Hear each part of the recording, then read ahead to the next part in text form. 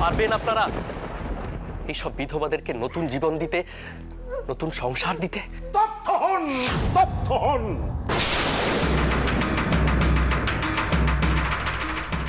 ওই মেয়ের একবার বিবাহ হয়েছে, আবার বিবাহ দিতে চান?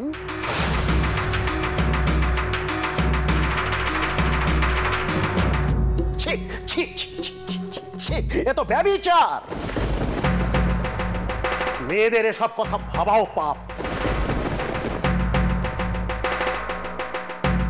শাস্ত্রী মশাই, আপনি গরম দুগ্ধ আনুন, আনুন গরম দুগ্ধ, এক্ষুনি সবার সামনে ওর গলায় ঢালুন। এছাড়া আর কোনো উপায় নেই।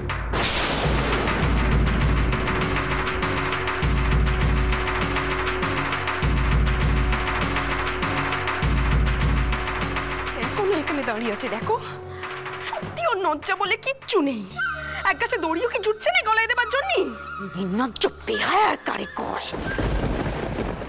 মা, আমি তোমাকে অন্দরে যেতে বললাম না? তুমি যাও, আমি দেখছি কথা বলে। থামো তোমরা। যারা এই নৃশংস বিধান দেয় তাদের সঙ্গে কথা বলে কি লাভ? তার থেকে মা, তুমি বরং আমার সঙ্গে চলো। আমি তোমাকে এখনো বলছি, হয়তো এই সমাজ তোমাকে বিতাড়িত করবে, কিন্তু তুমি তুমি প্রাণে বাঁচবে মা।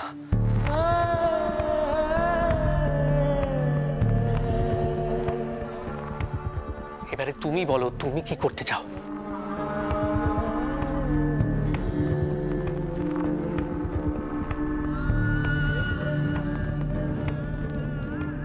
তর্কালঙ্কা মশাই, এ তো সহ্যের সীমা ছাড়িয়ে যাচ্ছে, কিছু একটা করুন।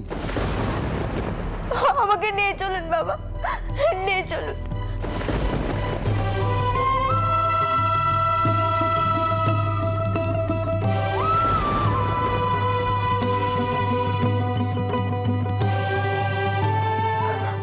আমি যেমন মরতেও পারছি না, তেমনি আমার জন্য এত মানুষের যন্ত্রণা তাও সহ্য করতে পারছি না।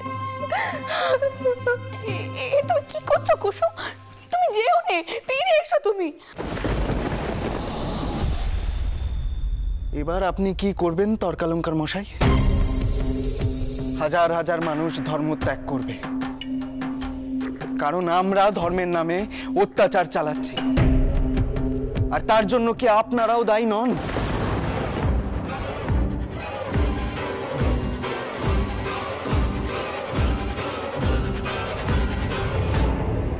আজ আমি ঈশ্বরচন্দ্র শর্মা সমগ্র ব্রাহ্মণ সমাজের সামনে প্রতিজ্ঞা করছি, হিন্দু ধর্মের এমন ব্যাখ্যা করব যাতে আর কেউ কখনো অত্যাচারিত না হয়।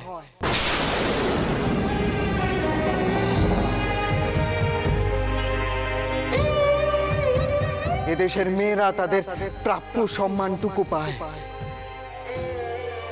তারা যাতে বাঁচতে পারে।